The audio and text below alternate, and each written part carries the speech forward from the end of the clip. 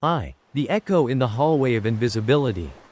There is a specific kind of coldness that doesn't come from the weather, but from the realization that you have become a ghost in your own life. I remember sitting at my desk, the hum of the office fluorescent light sounding like a low-frequency drone of insignificance. I had done everything right. I arrived early. I stayed late. I polished every word of every email. And I treated every colleague with a kindness that I hoped would be contagious. I lived by the quiet philosophy that if I were consistent enough, good enough, and reliable enough, the world would eventually turn its head and say, "I see you. You matter." But as the months turned into years, all I received was the deafening sound of a transactional world. I was a resource, a function, a cog. I began to feel that if I vanished between the train station and my front door, the gears of the world would simply click into place, filling my gap with another nameless face, never missing a beat. This invisibility wasn't a sudden blow, it was a slow, agonizing erosion of the self. In that hollow space, I began to perceive a gaze that was different from the world's. It didn't look at my output or my social standing, it looked at the very fabric of my being. I started to realize that my unseen acts, the times I held my tongue when I was insulted, the moments I worked with integrity when no supervisor was watching, the quiet prayers I offered for those who hurt me, were not falling into a void. They were being gathered like precious incense. I heard a whisper in the silence. I saw you before you were even formed. I saw you in the secret places. I realized that being seen by the world is often a trap of performance. But being known by the Creator is a sanctuary of peace. My value wasn't a fluctuating stock price determined by human recognition, it was a fixed, eternal constant held by the one who counts the hairs on my head. I didn't need to scream for attention anymore, because the most important gaze in the universe was already fixed on me with unwavering love. The shattering of the golden armor. I was the person everyone counted on. I took pride in my strong mask, the one that never flinched, never complained, and always had an answer. I believed that to be worthy of God's grace and the world's respect, I had to be unbreakable. I wore my resilience like a suit of golden armor, polished and impenetrable. But armor is heavy. It doesn't just keep the arrows out, it keeps the heart in, suffocating it. I spent so much energy, stiffening my neck and bracing my spirit, that I forgot how to simply be. The strong me was a lie that I was telling to keep the vulnerable me safe. But one morning, the weight of the armor became a physical crushing force. I looked at the ceiling and realized I couldn't move. I wasn't sick in the body, I was sick in the soul from the sheer effort of appearing okay. I had run out of strength to maintain the illusion of being a hero.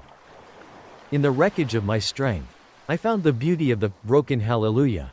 I realized that God was never waiting for the warrior to win the battle. He was waiting for the child to stop fighting. The invitation to come to me, all who are weary, was finally meant for me, not the version of me that had everything under control, but the version that was currently falling apart. I understood that my weakness wasn't a flaw to be hidden, but a doorway through which grace could enter. The armor had to shatter so that the light could reach the skin. I learned that I don't have to be the pillar of the house because He is the foundation. The relief of being not okay in the presence of God was the first real breath I had taken in years. He didn't ask me to get back up and fight. He invited me to sit down and be loved. 3. The architecture of the great silence. I have spent countless hours in the waiting room of heaven, pacing back and forth with my petitions and my whys. I needed an answer to the injustice I faced. I needed a sign that my prayers weren't just bouncing off the ceiling. I wanted a thunderclap, a burning bush, or at least a subtle yes in the form of a solved problem. But the silence I received was vast and unrelenting. It felt like abandonment. It felt like God was a distant king who had forgotten the name of his humblest subject. The silence was more painful than the problem itself, because it suggested that I was alone in the dark. I began to doubt my worthiness, wondering if my faith was just a delusion I used to cope with a cold reality. Yet, as I sat in that silence for a long time, it began to change. It stopped being a lack of sound and started being a weight of presence. I realized that when we are in our deepest agony, words are often too small to bridge the gap. If God had given me an explanation, It would have been a lecture when what I needed was a hug. I started to see the silence as a sacred space where my soul was being stretched to contain more of him. A mother sitting in a dark room with a feverish child doesn't need to speak to be present. Her breathing, her warmth, and her hand on the child's forehead are the answer. God was the mother in the dark room with me. He wasn't ignoring my whys, he was holding me through them. The silence was the only language deep enough to carry the weight of his empathy. I learned that I didn't need an answer as much as I needed the answerer. IV. The mirage of the shortcut and the long road. It is a bitter thing to watch the unrighteous thrive. I saw people who used deceit as a ladder. People who stepped on the vulnerable to reach the top. And people who lived with a calculated selfishness, and they seemed to have everything. They had the promotions, the laughter, and the effortless ease of a life without consequences. I, meanwhile, was struggling to maintain my integrity while barely keeping my head above water. I felt like a fool. I asked, Lord, why is the path of the wicked so smooth while my path is a mountain of thorns? Is my goodness just a handicap? The comparison was a cancer in my spirit, making me resent the very values I once held dear. I was tempted to take the shortcut, to lower my standards, to win at any cost. But as I watched closer, I saw the rot beneath the thriving. The success of the shortcut is a hollow victory. It builds a house with no foundation. A life that requires a constant, frantic maintenance of lies. Their ease was a mirage that hid a deep, spiritual thirst. God whispered to me that he wasn't punishing me with the long road, he was protecting me with it. He was building muscles of character, eyes of wisdom, and a heart of gold that can only be forged in the fire of difficulty. My struggle wasn't a sign of failure. It was the process of becoming someone who can carry the weight of true blessing without being crushed by it. I realized that I would rather walk slowly with a clear conscience and a hand in God's than run toward a cliff with the world's applause. My integrity wasn't my burden, it was my treasure. V. The light in the locked room of shame. We all have a hidden self. The person we are when the lights are off and the mask is down. I carried a suitcase of shame that felt heavier than my daily responsibilities. I remembered the mistakes I'd made, the words I couldn't take back, and the dark thoughts that flickered in the corners of my mind. I was convinced that if God truly saw the real me, he would turn away in disgust. I spent years trying to earn my way out of shame, doing good deeds to balance the scales, hoping that eventually, the light would outweigh the dark. I lived in fear of being found out, a prisoner of my own history. The healing began when I realized that God had been in that locked room with me all along. He didn't wait for me to clean it up before he entered to help me clean it. I understood the radical truth of the gospel, that God knows the absolute worst thing about me. And yet he loves me with an absolute passion. Shame thrives in secrecy, but it dies in the light of grace.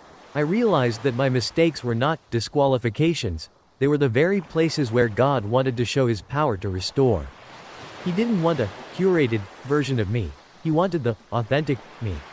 Scars and all. When I finally brought my shame into his presence, I didn't find a judge. I found a father who was more interested in my future than my past. I learned that I am not defined by my worst moment, but by his highest love. V. The fellowship of the scars and the sting of betrayal. The deepest wounds don't come from the world, they come from the people we let into our inner circle.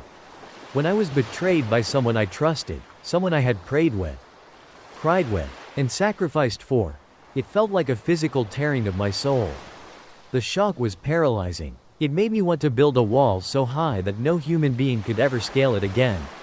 I felt that my kindness had been my greatest mistake, and that I was a fool for being open. I was ready to trade my vulnerability for a cold, cynical heart, believing that the only way to be safe was to be alone. In that coldness, I found a friend who had been there before. I looked at Jesus, the one who was sold for silver by a close friend, denied by his best student, and abandoned by his entire circle in his hour of need. I realized that God isn't a stranger to the sting of betrayal.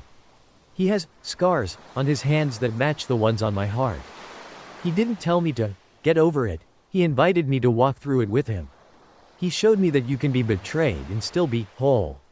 He gave me the courage to forgive, not because the other person was right, but because my heart was too precious to be consumed by the fire of bitterness. I learned that my capacity to love is a gift from God, and no one has the power to take that away from me unless I let them. I chose to keep my heart open, not because people are trustworthy, but because He is. V. The manna of today and the fog of tomorrow. The future for me was a source of constant, low-grade terror. I wanted a map. I wanted to see the next 5 years, the next career move, the next financial safety net. But all I could see was a dense fog. The what-ifs were like wolves circling my bed at night. I felt that if I didn't have a plan, I was failing. I assumed that God's silence about my future meant that He was leading me into a trap or that there was no plan at all. I lived my life at a distance, always worried about the next thing, never able to enjoy the now. The remedy came through the ancient lesson of the manna. Just as the people in the desert only received enough bread for one day, God was giving me just enough grace for the next 24 hours. I realized that clarity is often the enemy of trust. If I could see the whole road, I wouldn't need to hold His hand. He was teaching me to be a child of the present. He promised to be my shepherd, and a shepherd doesn't give the sheep a map, he just walks with them. I started to let go of the 5-year plan, and started grasping the one-day grace. I found that when I only carried today, the weight was manageable. The fog didn't lift, but I stopped being afraid of it, because I knew the one who owns the fog was walking right beside me. 8. The guest in the inner sanctuary of loneliness.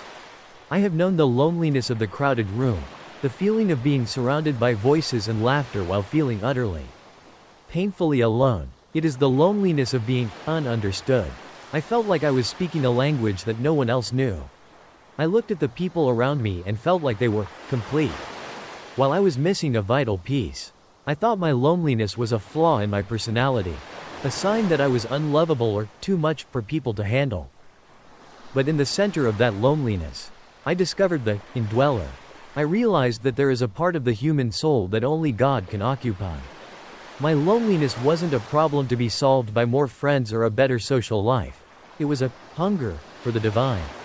It was my soul's way of calling me back to the source. I found that the Holy Spirit is the only witness who sees the parts of me that are invisible to others. He is the guest who doesn't need to be entertained, the friend who understands the sighs that have no words. I stopped trying to escape my loneliness and started using it as an altar, a place where I could meet God without any distractions. I realized that I am never alone, not because I have many friends, but because the Creator of the stars has made His home in my chest. Ix. The sacredness of the honest scream. There came a day when I couldn't be a good Christian anymore. I was angry at the losses. I was tired of the tests. I looked at the wreckage of my hopes and I didn't want to pray a polite prayer. I wanted to scream at the sky. I felt that God had let me down, that He had been unfair, and that His sovereignty was just a word used to cover up His indifference. I stopped going to Him with my reverence and started going with my rage. I expected to be struck down. I expected the relationship to end because I had crossed the line. Instead, I found that the line didn't exist. God didn't want my polite prayers. He wanted my true ones. I realized that the book of Psalms is full of screams, complaints, and why, O Lord, God is not fragile. He is not offended by our honesty. In fact, He prefers our honest anger over our fake piety. Bringing my own resentment, to Him was the most faithful thing I had ever done. Because it meant I still believed He was there to listen. He held my rage until it ran out of energy. And in the silence that followed, I felt a deeper peace than I had ever known. I learned that you cannot truly surrender to someone you aren't allowed to be honest with. He turned my scream into a song of deep, authentic trust. X. The master of the new ink and the unfinished page. Finally, I faced the greatest lie, that I was done. I looked at my age, my past failures, and the time I had wasted, and I decided that the book of my life was essentially over. I thought I was just living out the epilogue, a slow, gray slide toward the end. I had given up on the idea of joy, of purpose, or of newness. I felt like a failed experiment, a piece of clay that had been ruined on the wheel. But the master potter doesn't throw away the clay, he simply reshapes it. I realized that as long as I have breath, the author is still writing. He told me, "Behold, I am doing a new thing. My failures were not dead ends, they were detours that he was using to bring me to a place I never could have found on my own. I learned that God's specialty is resurrection. He takes what is dead and makes it live again. My wasted years were being redeemed and used as soil for a new kind of fruit. I stopped looking at my life as a series of losses and started looking at it as a masterpiece in progress. I realized that my story isn't a tragedy, it's a gospel, a story of good news that is still being written. I picked up the pen, handed it back to him, and said, "Write the next chapter. I'm ready."